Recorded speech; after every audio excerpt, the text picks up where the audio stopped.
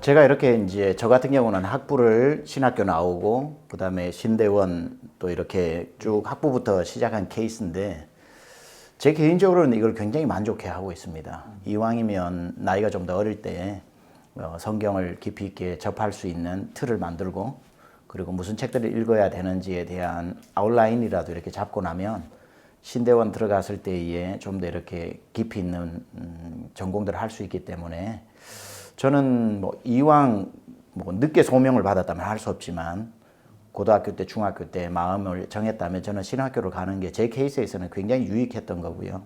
또 우리 한국적인 정황에서 이 교단 신학교라는 걸 무시할 수 없기 때문에 단점 중에 하나는 바로 가게 되면 단점 중에 하나는 이제 학부 때 배웠던 과목을 똑같은 교수님으로 또 대학원에 배우는 경향들이 있어서 다행히도 저는 이제 학부 때 배우고 난 뒤에 대부분 교수님들이 사용했던 저자들이 제가 이제 대학원 미국으로 유학을 갔을 때 직접 저자들을 볼 수 있는 또 그런 또 장점들은 있었어요. 그 어느 게 낫다 못하다는 모르지만 제 개인적으로는 굉장히 학부 때 신학을 했던 것이 그 신학교에 들어갔던 것이 도움이 많이 됐습니다. 예. 저 개인적인 생각을 말씀드리자면 성적대로 하면 됩니다. 예. 내가 뭐 서울대학교 갈 성적인데 그럼에도 불구하고 내가 신학교 가겠다 이런 사람들은 별로 없을 거고요. 또 일반 대학을 가서 그 과정 속에서 이런저런 또 공부도 하고 또 그 과정 속에서 고민을 거쳐가지고 신대원을 오는 사람들을 통해서도 하나님께서 어떤 그릇으로 빚어내실 것이다 확신하고요. 근데 저나 최 목사님이나 다 신학교를 먼저 갔어요. 사람은 보통은 자기 경험을 좋아하잖아요. 저도 신학대학을 바로 간 거에 대해서 조금의 후회도 없고 또 굉장히 유익했습니다. 신학대학을 바로 가서 얻게 된 유익들이라고 하는 것은 말로 이루 표현할 수 없을 만큼 많은 것 같아요. 일찍 성경에 대해서 눈을 뜨게 되고 무엇이 더 중요한 신학적인 이슈인가 이런 거에 대해서도 빨리 감을 잡게 되었던 것 이런 것들이 굉장히 큰 도움이 됐던 것 같아요. 근데 만약에 고등학교 때 그런 사명을 받고 소명을 받고 난 뒤에 일반 대학을 선택했다 그러면 좀 과는 신중하게 일반 대학에서도 저는 뭐 철학 이런 거 굉장히 좋다고 생각을 하고요. 교육학도 좋다고 생각을 하고 아니면 뭐 독일어 이런 것들도 신학을 할 때 있어서는 좋기 때문에 과만 신중하게 이렇게 선택해서 일반 대학을 간다면 학부 때 굉장히 필요한 기초 학문을 잘 다지고 신학대학 와가지고는 또 금방 따라가는 것 같습니다.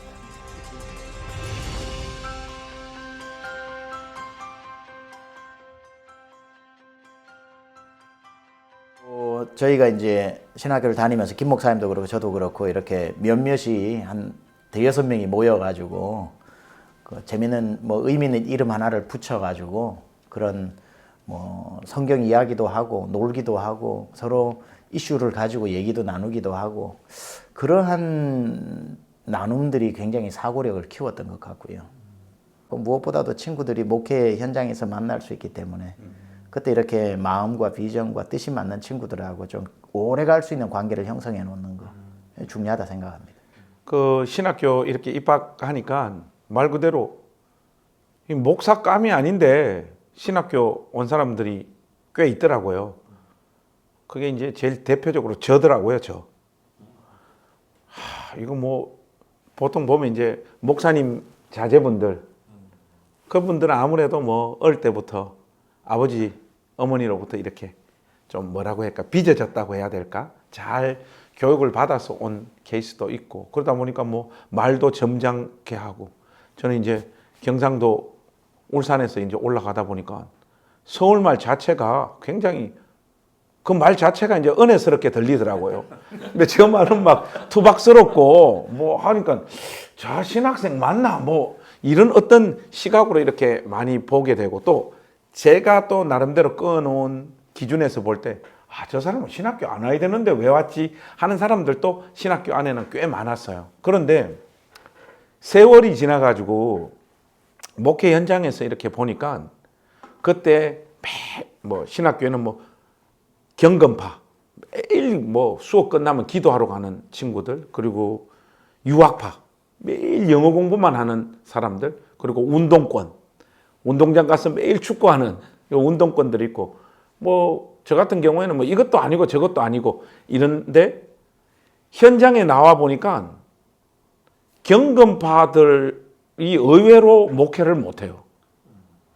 보면 저 첫날 만날 볼 차고 같이 놀았던 그분들 중에 저 사람은 목사 하기보다는 딴 거 하는 게 더 좋겠는데 하는 사람들이 거기 주로 많이 모여 있었는데, 이분들이 목회 현장에서는 또 목회를 잘하는 경우들이 굉장히 많아요.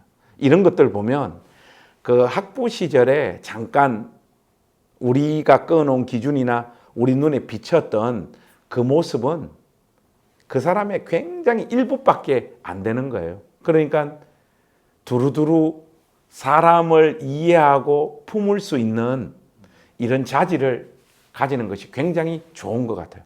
벌써 신학교 때부터 마음이 좁아져 가지고 너는 안 돼. 너는 하나님이 쓰실 사람.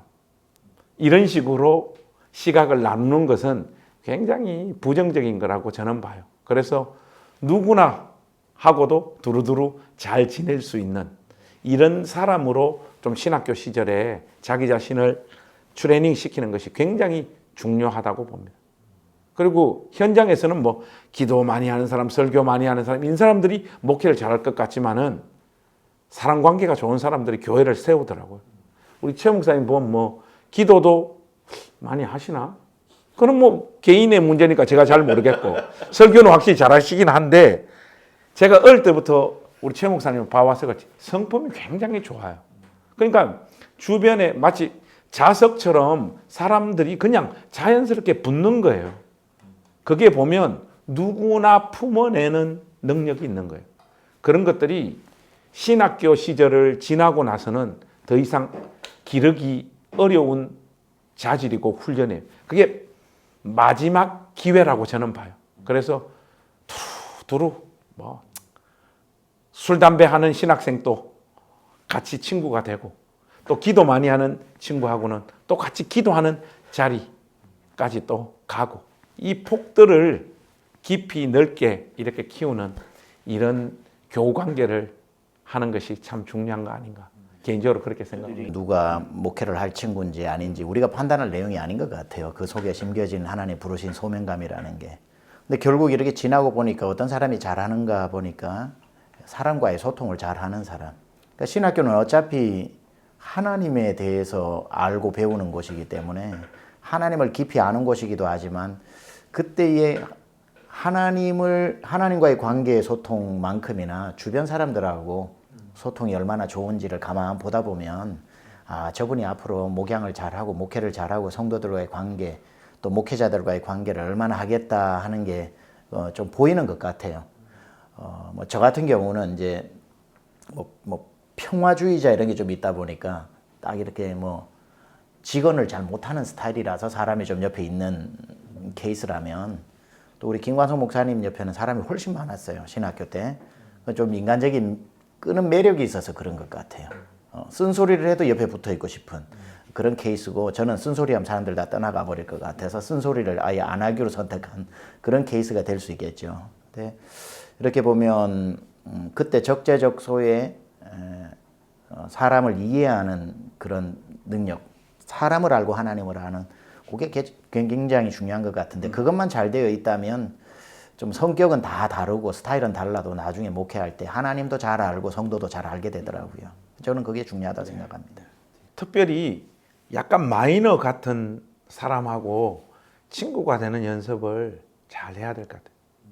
의도적으로라도. 내가 그런 성향이 아니더라도 그거는 너무 우리 주님께서 우리에게 보여주신 삶의 모습이잖아요. 낮은 곳으로 임하는 거.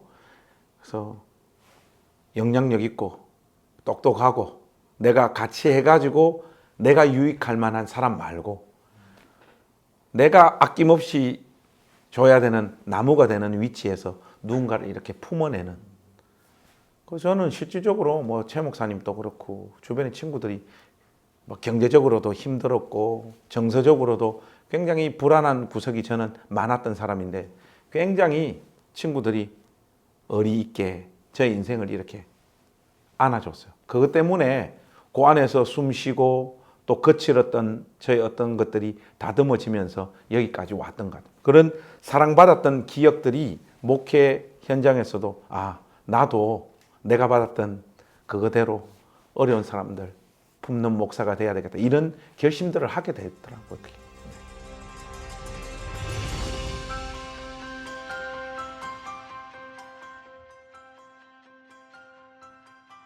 우리가 그 흔히 하는 말로 1학년 때는 뭐 목사님, 2학년 때는 전사님, 3학년 때 뭐 집사님, 4학년 때 불신자, 신학교 1, 2, 3, 4학년을 그렇게 이야기하잖아요. 그게 왜 그런가 하니까 성경은 내던져버리고 신학 그 자체를 깊이 있게 넓게 파던 사람들이 대부분 다 그 길을 가더라고요. 저는 신학 서적 한 권 읽을 때 성경 신약이든 구약이든 일독을 하는 수준으로 읽어 나가야 된다고 봐요. 이 밸런스가 깨져 버리면 신학 지식이 그 신학생을 파괴시키더라고요. 그런 경우들을 정말 너무너무 많이 봤어요. 그리고 수업 시간에도 조금 전에 말씀드렸다시피 성경 그 자체를 배우는 시간은 굉장히 작잖아요. 신학교가. 신학을 배우잖아요. 그러니까 거기에 빠져들 가능성이 굉장히 많아요. 공부라고 하는 구실. 내가 공부를 열심히 한다라고 하는 논리를 만들어서 신학 그 자체에 빠져들 가능성이 굉장히 많습니다. 신학생들이. 실질적으로 그렇게 가는 신학생들이 너무너무 많았어요. 그런데 성경을 사랑하고 성경을 경외하는 마음으로 읽지 않는 신학 지식은 영혼의 치명적인 독이 되어지고 무엇보다도 목회 현장에 와서 전혀 어떤 설교나 사역들을 통해서 어떤 능력도 만들어내지 못한다는 것. 그래서 이 성경을 읽는 것은 학교 수업에도 별로 없고 하는 일들이기 때문에 끊임없이 자기가 치밀한 어떤 계획과 스케줄을 만들어 가지고 신학교 졸업하는 내내 부지런히 읽어야 되는 거라고 봐요. 적어도 뭐 신학교 4년 또 신대원 3년 이러면 7년이잖아요. 제가 볼 때는 이 기간 동안 성경 한 30번 정도는 읽어야 되지 않겠는가. 그렇게 말씀 좀 드리고 싶습니다. 처음에 들어와서 신학서적을 많이 읽고 또 그 성서에 대한 배경책들을 저는 특별히 좀 많이 읽어야 된다고 보고요. 그런 어떤 성경 읽기를 위한 사전 준비들이 신학교 때 많이 해야 된다고 보고 그때 시간이 많이 난다면은 이제 그러한 것을 가지고 성경을 보는 훈련을 해야 되기 때문에 성경도 겸하여 계속 같이 읽어 나가는 게 중요한데 결국 평생 읽어내야 되는 건 성경책이기 때문에 저는 신학교 시절에는 오히려 좀 더 집중해서 신학적인 책이라든지 성서 배경이라든지 예전에 어떤 분이 얘기했습니다. 주석은 참조하라고 읽는 게 아니라 다 읽으라고 있는 책이다. 뭐 이렇게 하는데 주석들도 나름대로 열심히 읽어 나가면서 자기도 모르는 사이에 주석적인 이 사고방식이 몸에 배어져 있고 하면 그때 성경을 폈을 때는 성경이 정말 무한한 어떤 새로운 차원에서 또 보여지고 있기 때문에 결국은 이제 우리가 신학으로 시작을 하고 성경으로 돌아오지 못하는 사람들 그곳에서 머물러서 이제 신학자를 위한 신학자가 되어버리는 어떤 그건 좀 목회자로서는 굉장히 안타깝기 때문에 항상 우리의 지향점은 성경으로 돌아오게 되고 성경으로 돌아왔을 때에는 이제 일반 평신도들이 보지 못하는 어떤 수준에서 성경을 읽어내고 주의하고 그리고 설교해 낼 수 있는 그러한 능력이 되어야 되기 때문에 지금도 저는 신학교 시절을 돌아보면은 좀 아쉬운 게 그때 성경 한 진짜 몇십 독이라도 하고 나올 걸 하는 그런 아쉬움들이 늘 있죠. 지금도 설교를 나름대로 이번 주 잘했다 생각하다가 주중에 성경을 읽다가 너무 멋진 성경 구절을 만나고 나면 지난주에 이걸 설교 때 내가 알았더라면 사용했을 걸 못했다는 아쉬움이 있기 때문에 성경 읽기는 정말 중요한 것 같고요. 특히 목회할 때는 이제 굉장히 중요한 것 같고 신학교 시절에는 커리큘럼이 아예 우리에게 교회사도 알아야 되고 그 다음에 조직신학도 알아야 되고 성서신학도 알아야 되고 거기서 끝나면 안 되고 실천신학도 알아야 되니까 그런 어떤 커리큘럼에 맞추어서 균형 있는 사고를 키우는 것도 중요하다 그렇게 생각합니다.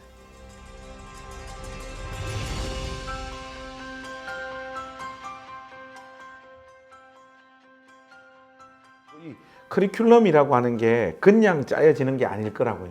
아마 교수님들이 모여서 정말로 학생들에게 꼭 필요한 것은 필수로 지정해서 수강하도록 하니까 사실 필수로 지정되어진 과목들에 있어서는 마음을 좀 쏟아가지고 공부를 할 필요가 있다고 생각해요. 근데 뭐 저는 별로 그러지는 못했던 것 같아요. 근데 이제 저는 신학교 시절에 여기 뭐 성서신학, 조직신학, 교회사, 실천신학 뭐 어디에 마음을 두고 집중적으로 공부를 해봤던 적은 한 번도 없었던 것 같아요. 근데 저 같은 경우에는 이제 존 파이퍼가 말한 대로 하자면 존 파이퍼가 여러 가지를 공부를 하되 반드시 갱도를 하나 파라 그랬어요. 자기가 깊이 이해하는 갱도를 하나 파라고 했어요. 그 첫 출발점은 뭐라도 괜찮다라고 했어요. 저는 박영선 목사라고 하는 갱도에서 시작을 했어요.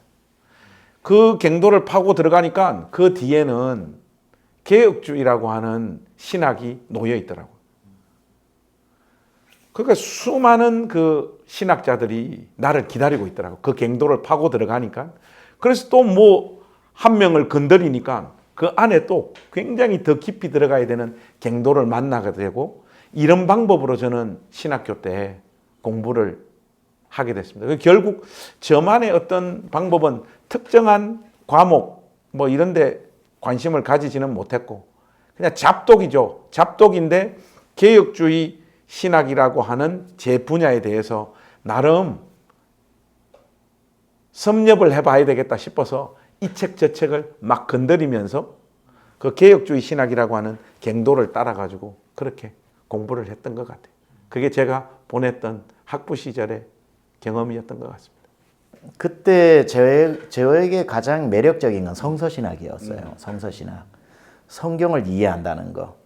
제가 이제 좀 제 체질적으로 하나에 딱 몰입하는 스타일은 못 돼요. 그러니까 어느 신학을 하나 뭐 캘비니스트로 할지 웨슬리언으로 할지 뭐 알미니안으로 할지 이렇게 정한다고 그래도 제 체질에 그게 용납이 안 돼요. 그래서 저는 두루두루 이 말이 맞으면 이건 여기서 가져오고 이 말이 맞으면 여기서 가져오고 이 말이 맞으면 여기서 가져오는 이게 아직까지 저의 사고 체계예요.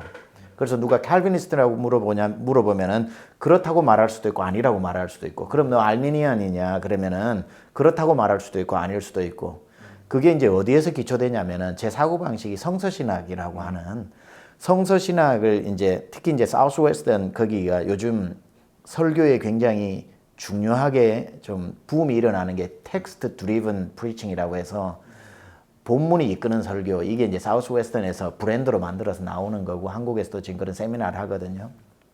성경 66권을 전체적으로 신학적 프레임이 없이 쳐다봤을 때 분명히 A라고 하는 신학적 관점에서 이해해야 이해가 되는 부분도 있고 B라고 하는 신학적 관점으로만 봐야 이해가 되는 게 있고 사실 성경 66권이 다 담고 있는 내용들이 있기 때문에 기본적으로 사우스웨스턴이나 제가 공부한 배경은 뭐냐면 오늘 본문이 어떤 신학적 경향을 이야기하고 있고 오늘 본문에서 하나님은 어떤 하나님으로 등장하고 있고 그걸 더 중요하게 내가 신학적인 어떤 그 가지고 있는 프레임보다 훨씬 중요하게 여기기 때문에 본문에 순종하자. 본문이 이야기하는 걸 비록 이번 주에 이 얘기하고 다음 주에 딴 본문이 다른 얘기를 해서 내가 설교를 마치 다른 두 가지 이야기를 한 사람이 하는 것처럼 보일지라도 본문이 그렇게 이야기하고 있다면 그 본문을 성실하게 찾아내서 그것만 전달하는 역할을 하자. 우리는 전달자의 역할이다.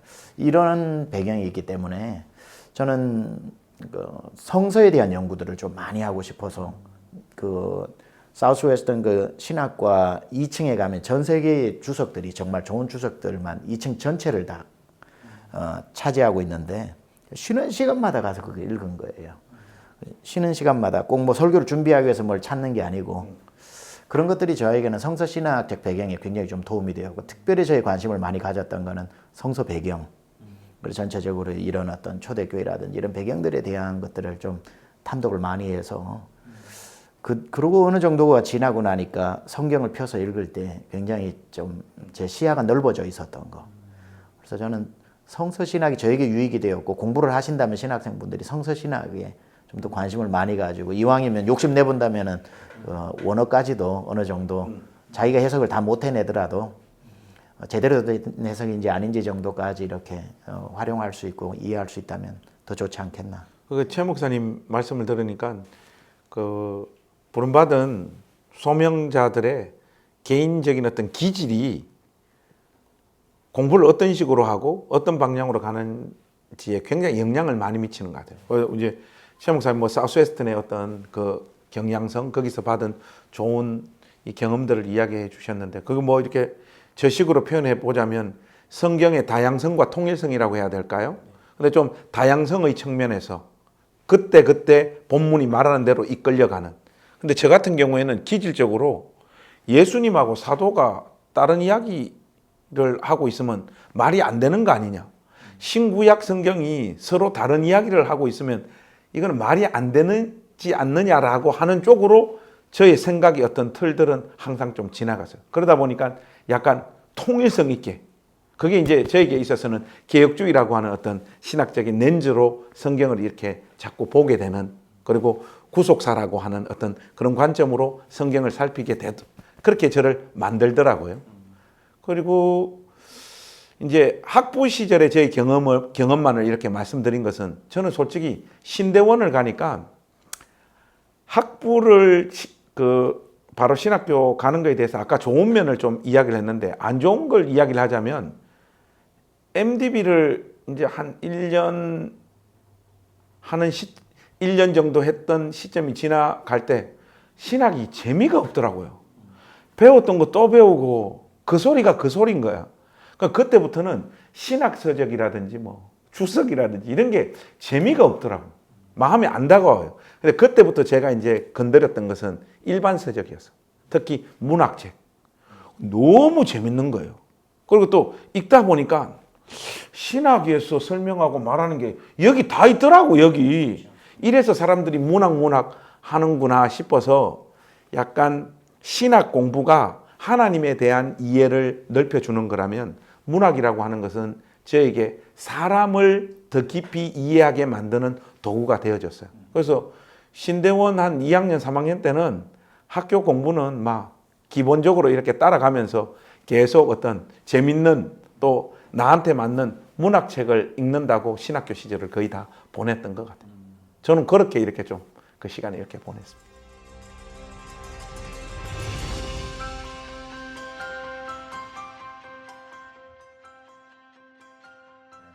좀 오늘 주제가 거의 사람 이해, 하나님 이해로 좀 많이 반복돼서 좋은데, 저는 신학교에서 신학만 공부한다면은, 하나님 이해는 깊어질 수 있겠죠. 공부하는 만큼 풍성한 책들을 읽으면서. 그러나 사람 이해는 할 수 없다고 생각을 하고요. 사람은 반드시 현장에서 만나야 된다. 그러니까 단지 어떤 교회의 사역만 하러 가는 게 아니라 그 사역의 현장이라고 하는 건 어마어마한 또 하나의 신학교이기 때문에 거기서 만나는 어떤 목회자와의 관계, 그리고 바라보면서 목사님이 성도를 대하는 태도의 간접 경험, 그리고 성도들을 상담하고 아이들을 가르치면서 현장에서 사람이 이거구나 라는 것을 알게 될 때 비록 그 사람이 신학교에서 교회의 사역자가 되지 않고 도서관에서 공부만 한다고 할지라도 신학교에 들어간 이상 길은 로컬 철치, 지역교회 목사가 되든지 신학교 교수가 되든지 선교사님이 되든지 이 두세 가지의 길밖에 없는 거 아닙니까? 그러면은 현장으로 가게 된다면 당연히 현장 경험이 있어야 되는 거지만 신학교에서 가르치고 있는 교수님들에게 있어서도 교수님들조차도 제일 안타깝게 생각하는 게 뭐냐면 나는 현장 경험이 많지 않다라고 하는 거기에 대한 스스로의 안타까움도 있고 만약에 본인에게 안타까움이 없어도 배우는 학생들이 그 교수님을 봤을 때 저분은 교회를 너무 모른다.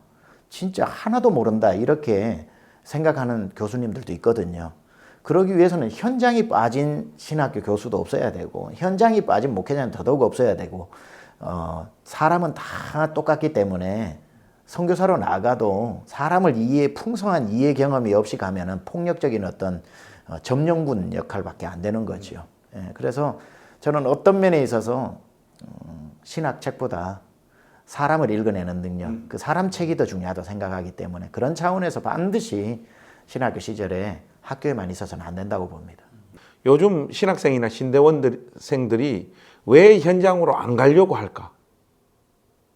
이걸 한번 생각을 해보면 교회가 이런 사역자들을 인격적으로 대우하지를 않아요.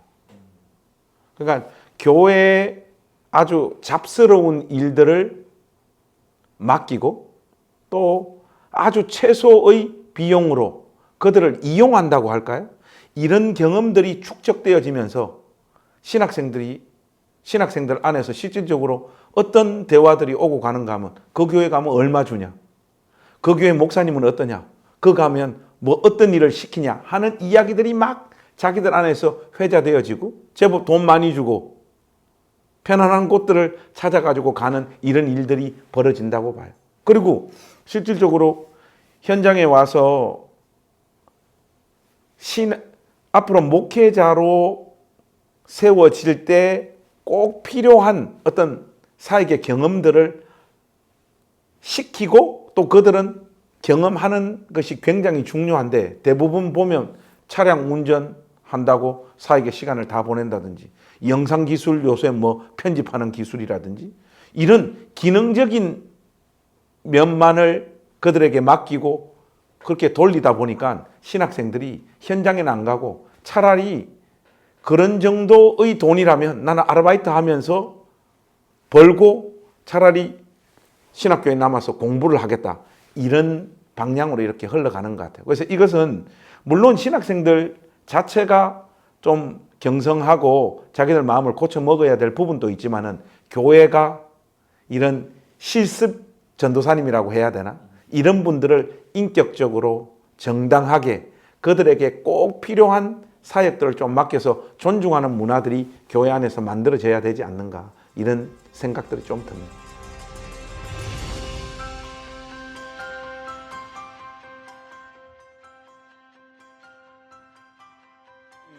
요즘 신학생들을 보면 교수님들이나 신학교에서 배운 어떤 지식들을 통해 가지고 신학교 입학하기 전에 자기가 가지고 있었던 사고를 깨는 훈련을 안 하는 것 같아요. 오히려 뭐 신대원 3년 동안 어떤 일을 하는가 하면 입학하기 전에 본인이 가지고 있었던 자기 생각을 더 강화시켜요. 그래서 교수님들을 통해서 어떤 책들을 통해서 새로운 것들을 흡수하고 자기가 모자라고 부족했던 지식들을 깨가는 그러면서 자각하고 발전하는 어떤 경험들이 있을 때 내가 이걸 공부해 봐야 되겠다.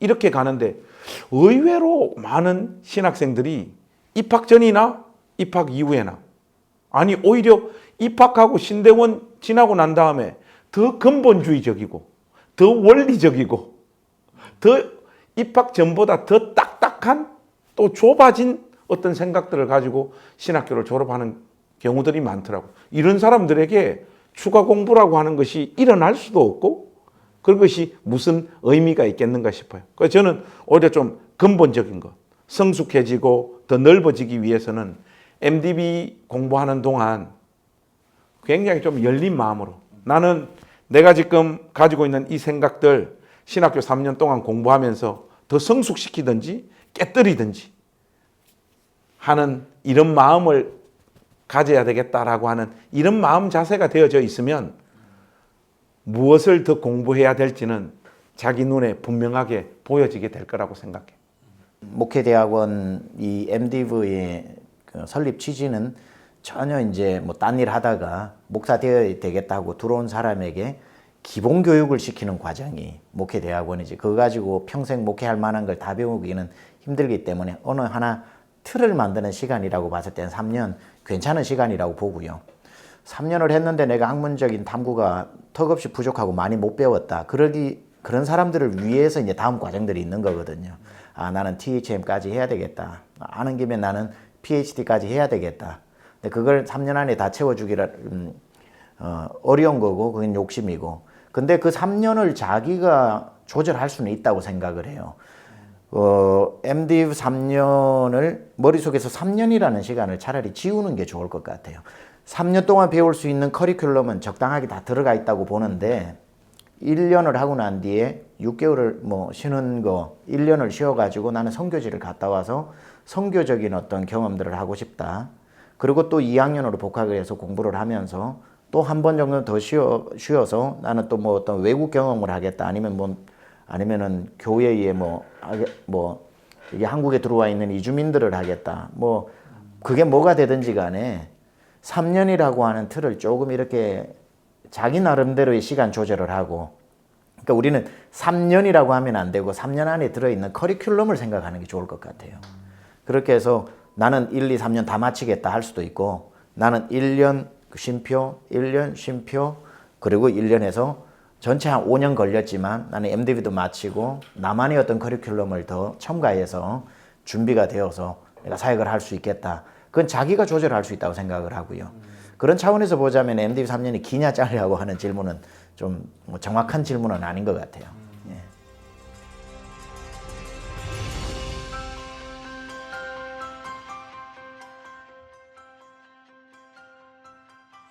저는 세 가지를 이야기해 보고 싶어요. 목회 현장에 오니까 교회가 이렇게 성장하고 세워지는데 뭐가 가장 중요할까 하니까 뭐 설교 세미나도 열리고 뭐 이런저런 것도 열리는데, 제가 볼 때는 교회를 세우는 목사님들을 보면 기본적으로 성품이 좋아요. 근데 의외로 기능적으로는 탁월한데 끊임없이 사람들하고 갈등이 유발되어진다든지, 그리고 자기 주장으로 사람들 이렇게 누른다든지, 이런 그 어떤 성품들은 목회 여정 속에서 크게 한번 이 목회가 휘청한다든지 개척부터 시작을 한다면 그 개척교회가 거의 세워지지 않더라고. 보통 보면 그 성장하는 교회들의 여러 가지 특징들 중에 하나가 뭔가 하면 담임 목사님하고 사모님하고 사이가 좋은 교회 있잖아요. 그런 교회가 커갑니다. 근데 부부끼리 사이좋게 지내는 게 그 쉬운 줄 압니까? 그 순교보다 더 힘든 거거든요. 순교는 체력이 좀 약한 사람이 많이 맞으면 이루어지는 일이에요. 근데 평생을 있잖아요. 남자, 여자가 서로를 견뎌내는 일은 정말로 힘들어요. 그런데 그 두 분 사이가 정말로 교인들이 볼 때 사이가 좋다라고 하는 것은 성품적으로 굉장한 그 좋은 열매들이 맺혀 있기 때문에 그 긴 시간들을 그렇게 가는 거거든요. 근데 의외로 목회자들 중에 성품이 좋지 않은 사람들이 너무너무 많아요. 저는 신학교 시절이 이것을 각성하고 자기 자신을 무섭도록 훈련시킬 수 있는 마지막 기회라고 봐요. 이 시간을 넘어서서 현장에 들어와서는 이걸 훈련할 수 있는 시간이 없다고 봐도 과언이 아니에요. 그래서 꼭 이 훈련을, 기능적인 것을 떠나서 이걸 자기를 이렇게 갖고 가는 연습들을 꼭 해라고 말씀드리고 싶고, 그리고 뭐 이런저런 뜬구름 잡는 이야기를 해봐야 소용이 없고, 목회 현장에 나와보니까 뭐니 해도 중요한 건 설교예요. 그러니까 설교는 우리 최 목사님처럼 타고난 설교자들이 있어요. 이런 사람들은 많지가 않아요. 그러기 위해서는 많이 해봐야 돼요. 그러니까 큰 교회 가지 마세요. 신학생 시절에는. 가급적이면 뭐 시골 교회라든지 어디 가서 3명, 4명 앉혀놓고도 설교를 할 수 있는, 설교를 많이, 가급적이면 매주, 그 대상이 아이들이어도 매주 설교를 할 수 있는 기회가 제공되어지는 곳으로 가서 설교해서 어떤 날은 정말 잘해서 뭐 시체말로 홈런을 쳐서 기뻐도 해보고, 쫄딱 망해가지고 좌절도 해보고, 어중간하게 해가지고 네, 이랬으면 좀 더 잘했을 건데 하는 이런 실패와 거저거른, 또 설교의 어떤 영광을 맛보는 이런 출렁거리는 마음들을 오랜 기간 동안 그런 경험들이 있어야지 좋은 설교자가 될 수 있다고 봐요. 그래서 꼭 설교하는 일들에 좀 관심을 가졌으면 좋겠고, 저는 그런 필요를 전혀 못 느꼈는데 이제 교회에서 이렇게 목양을 하다 보니까 목회자가 꼭 갖춰야 되는 그 능력이라 해야 되나? 그거는 상담이라고 봐요. 근데 저는 뭐 상담과 관련한 과목을 뭐 전공 필수 말고는 한 번도 해본 적도 없고 또 뭐 공부를 해본 적도 없어서 그런 건 뭐 별로 중요한 거 아니다 이렇게 생각을 했는데 나이를 먹으면 먹을 수도 있잖아요.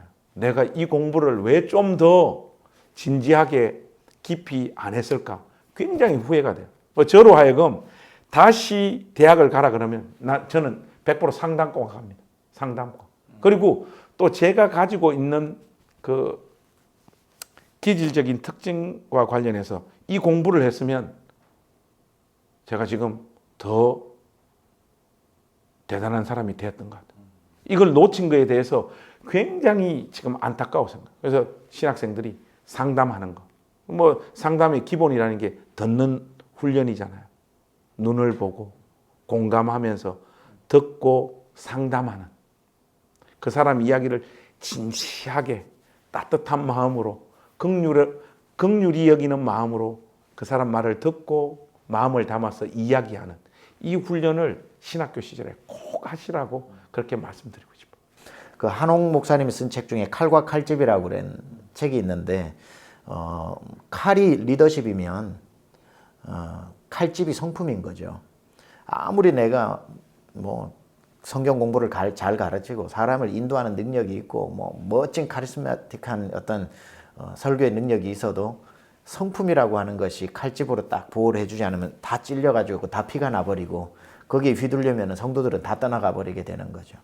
그래서 성품이라고 하는 것은 굉장히 중요한 것 같고 성품만 좋아가지고는 아까 처음에 김 목사님 이야기했던 것처럼 너무 경건하면서 신학교에 정말 저분은 하늘에서 내려온 천사라고 하시는 분들이 의외로 목회의 두각을 못 내는 이유가 칼집은 너무 좋은데 그 안에 칼을 벼리지 못했을 때 막상 꺼내서 잘랐는데 풀 하나도 이렇게 잘 베어지지 않는 거는 문제가 심각하기 때문에 저는 그 칼은 설교라고 봐요.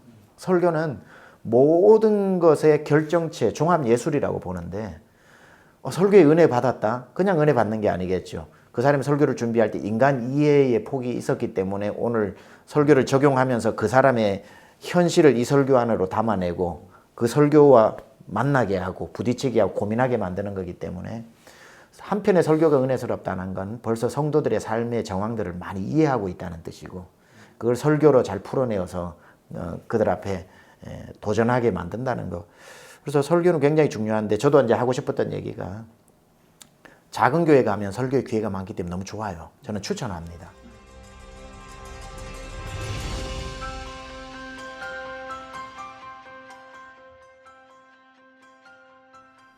신학생들한테 너무 엄격하지 않았으면 좋겠어요, 교회들이. 저도 이번 주에 저희 교회에 이제 신학생 전도사님 2명이 여러 좀 상대적으로 불합리를 느껴가지고 찾아와가지고 눈물 흘리면서 저한테 하소연을 한 적이 있습니다. 그런 발화점이 된 또 다른 사역자가 있을 수 있고 또 이 사람들이 받아들이는데 지나치게 받아들일 수도 있고 또 우리 교회 같은 경우는 이 사람들 아니라도 오려고 하는 사람 줄 서 있고 예를 들어서 그렇게 되었을 때에 하기 싫어? 그럼 하지 마. 이렇게 해가지고 교체 멤버를 언제든지 갈 수가 있겠지만 붙잡았어요. 저는 막 담임 목사가 파트타임 전사님 2명을 한 3시간씩 앉아가지고 얘기하면서 도저히 못 참겠냐? 도저히 못 하겠냐? 못 하겠습니다. 그럼 내가 너희 둘에게 한 달 휴가를 주겠다. 한 달 동안 가정 돌보고 자기 마음 돌보고 소명을 돌보고 그리고 다시 와라. 그럼 내가 바로 맞아주겠다. 그리고 그게 요인이 된 또 2 전사님을 불러가지고 또 한 3시간 얘기를 하면서 미안하다 말해줄 수 없겠냐. 이런 식으로 이제 지난 토요일 하루 종일 다 보냈습니다. 다 보냈는데 좀 신학생들은 어떨 때는 삐딱하기도 하고 어떨 때는 신학이 좀 들어가다 보면 사람을 막 어떨 때는 혼란스럽게 만들어서 위험성 있는 발언도 하고 저부터도 스무 살 때 예수님이 청년이다 막 이러고 다녔거든요. 저는 안 그랬습니다. 믿음이 좋았어요 그때. 저는 아예 군대 들어가기 전에 예수님 난 청년이라고 믿는다 그것도 이러고 이상하더라고. 들어갔거든. 네. 완전히 한 2년 헤맸거든요. 그런 신학생을 품어줬기 때문에 제가 오늘 목회를 한다고 보기 때문에 뭐 이런저런 것보다 교회들이 신학생들의 어떤 그런 고민들과 치기 어린 행동과 생각들과 이런 것을 너무 심각하게 보지 말고 자라나는 흔들리는 어떤 과정이라고 보고 좀 넓은 품에서 계속 좀 붙잡아 줬으면 좋겠어요. 누구나 사랑받은 경험이 있는 사람들이 어려울 때 잘 견뎌요. 저는 이게 언제부터 교회 안에서 만들어진 문화인지는 모르겠는데 그 신학생들이나 실습 전도사님들에 대해서 장로님들이나 권사님들이 뭐 김전도사 뭐 이렇게 표현을 하대하는 경우들이 일반화되고 있는 것 같아요. 저 같은 경우에는 우리 장로님들이나 어른들이 우리 전사님들 보고 반말하면 바로 목양실로 호출합니다. 높은 말 쓰라고. 존댓말하고. 전사님이다. 하나님 말씀 전하는 종으로 부름받은 소명받은 사람이다. 왜 반말을 하시냐. 그것 때문에 몇 번 난리가 난 적이 있어요. 그래서 이 신학생들이 조금 전에 최 목사님 말씀하셨던 대로 존중받아야 돼요. 보면 이게 약간 이런 시선이 있잖아요. 공부 못해가 신학교 간 거 아니냐. 공부 못해서 신학교 간 거 맞아요. 근데 하나님의 부름은 그 공부 못하는 사람을 불러서 그 사람을 빚어서 하나님의 스피커로 사용하시는 거예요. 소명의 한 과정과 측면에서 공부 못해야지만 이루어질 수 있는 소명이 있단 말이죠. 그런 하나님의 섭리들 우리가 좀 인정해야 되는데 신학생들은 공부 못해서 신학교 갔다 뭐 또 하대하고 이런 문화부터 일단 없애야 되고요. 그리고 기본적으로 교회에서 이런 신학생들을 재정적으로 지원하는 것들이 지금보다는 조금 풍성해졌으면 좋겠어요. 왜 딴 사람하고 구별하느냐? 구별해야죠, 당연히. 앞으로 주님의 몸된 교회를 이끌어갈 사람인데 그러면서 그 안에 자부심을 심어주는 것이 굉장히 중요한 경험이라고 봐요. 저는 사랑받는 사람이 교만해질 가능성보다는 사랑받는 사람이 자기 모습을 더 진지하게 뒤돌아보며 성찰할 가능성이 더 많다고 보는 사람이에요. 그래서 교회 안에서 이런 분위기들이 좀 만들어져야 되고 교회가 이런 마인드를 가지고 신학생들과 실습 전사님들을 대해야 되지 않겠는가 이런 생각들 많이 하게 됩니다.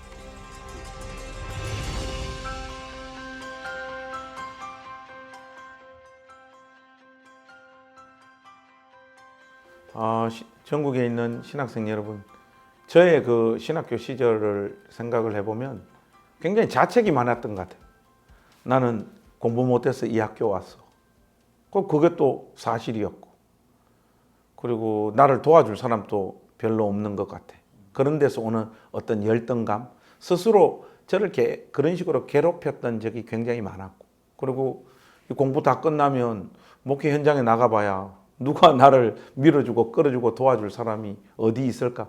이런 것들 때문에 너무 오랫동안 고민했던 사람들인데 여러분들도 비슷하죠, 그죠? 또 저하고 다른 경험을 통과하고 있는 분들도 있을 텐데, 근데 제가 여기까지 오면서 느낄 수 있는 것은 하나님이 저를 이렇게 부르셔서 제가 예상하고 기대했던 것보다 훨씬 더 많은 은혜, 세밀한 인도하심이 내 인생 가운데 부어졌다고. 이건 정말로 제가 이 지점에서 고백할 수 있을 것 같아요. 그러니까 자신감 가지세요. 그러니까 여러분 안에 있는 능력이나 자질들이 좀 부족해도 괜찮아요. 하나님께서 은혜 부어주시면 얼마든지 넉넉하게 이 길 갈 수 있습니다. 그러니까 포기하지 마시고 자책하지 마시고 용기 내가지고 한 걸음 한 걸음 여러분의 페이스대로 여러분의 길을 걸어가는 여러분들이 되셨으면 좋겠습니다. 신학교를 가는 이유들이 다양하지만 신학생들의 공통적인 것 중에 하나가 부름받은 자 아닙니까? 이 용어에는 큰 의미가 있다고 생각합니다. 부름받은 자, 누가 불렀느냐? 하나님이 부르셨죠. 목회는 내가 달려가는 게 아닌 것 같더라고요. 하나님의 부르심을 따라서 그냥 가는 길이기 때문에 하나님이 만약에 부르신 게 맞다면 하나님이 그 길들을 인도해 가시더라고요. 근데 많은 가는 길 중에 의심이 되죠. 하나님이 부르신 게 맞냐? 내가 잘못 듣고 가는 것 아니냐? 이제 그럴 때 우리에게 넘어야 할 산이 믿음인 것 같아요. 믿음이라는 게 보이지 않는 것들의 증거 아닙니까? 그래서 그런 많은 의심이 들더라도 때로는 내 결기가 되더라도 부르신 거 맞다. 그러고 달려갈 필요가 있고요. 한 산을 넘고 보면 부르신 게 맞네 하는 날이 또 옵니다. 그러다가 좀 더 큰 산을 만나면 또 음성이 들려와요. 부르신 게 맞냐라고. 그때는 또 맞다 하고 가보면 또 한 산을 넘고 나면 맞네 이러면서 가는 게 평생 목회인 것 같아요. 저는 신학교 시절에 여러분들 많은 하고 싶은 거 읽어야 될 수많은 책들에 감당하기 힘든 어떤 여러 가지들 일들이 놓여 있겠지만 제일 중요한 건 주님이 여러분을 부르셨기 때문에 반드시 그분께서 여러분 안에서 일을 시작하셨기 때문에 이루신다고 저는 믿습니다. 그래서 그 부르신 분을 잘 따라가면서 끝까지 완주하는 것, 저는 그게 더 1등 가는 것보다 중요하다 생각합니다. 힘내십시오.